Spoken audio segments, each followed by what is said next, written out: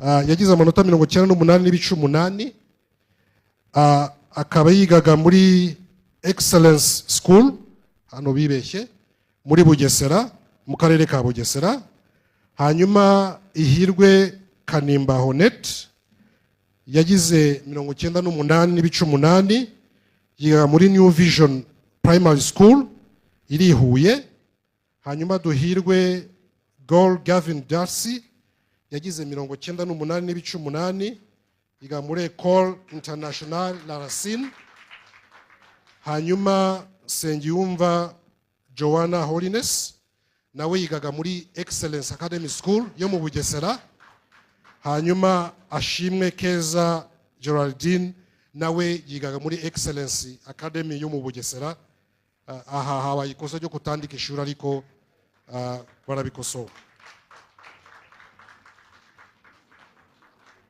Hanyuma mu bana bakoze neza mu bizamini bisoza icyiciro rusange cy'amashuri yisumbuye ho ni 5. Impamvu hari ababaye 6 nuko harimo 2 banganya. Ni 4? Ni 4 banganya. Hanyuma Izere Henok Trezor ni umuhungu yagize 98 n'ibice 67, akaba yigaga kuri ES Kanombe Efotech.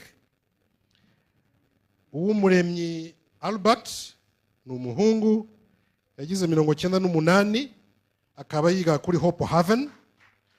Ndetse n'ukurikiyeho Ineza Flora Elize yagize 97 n'ibice 89, nawe yigaga kuri Hope Haven. Ndayishimiye Jean d'Amour ni umuhungu akaba yagize 97 n'ibice 89 kuri Hope Haven muri Gasabo. Hanyuma Agaba Happy Jean Youth ni umuhungu yagize 97 n'ibice 78, akaba yiga kuri Petit Seminaire Saint Aloys i Rusizi.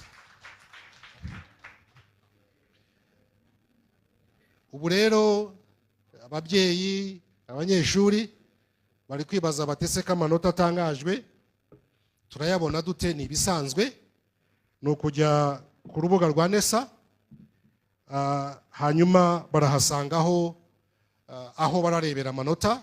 Ni ibisanzwe bari bumenye, ndetse ubu twamaze no kubitanga ku buryo